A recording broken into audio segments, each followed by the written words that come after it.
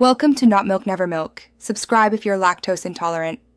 In this video, I will explain how to create low-fidelity prototypes in Figma. First, open Figma and start a new design file.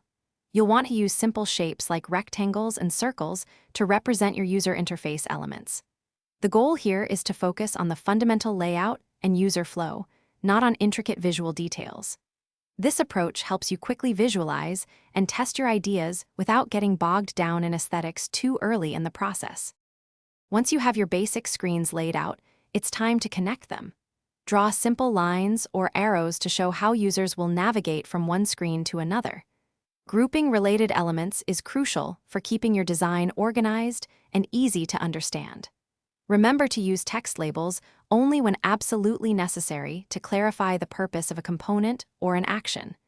This keeps your prototype clean and focused on functionality. Now, let's add some basic interactivity to bring your prototype to life. Switch over to Figma's prototype mode. Here, you can define how users will interact with your design.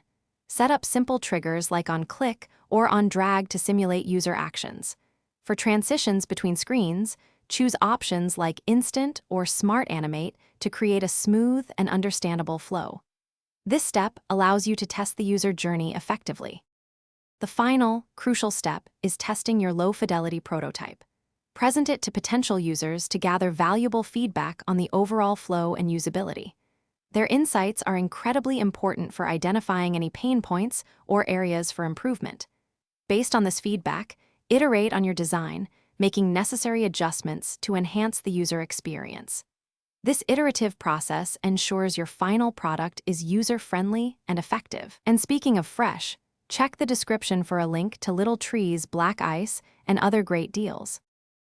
Thanks for watching. If this was helpful, leave a like and consider subscribing. See you next time.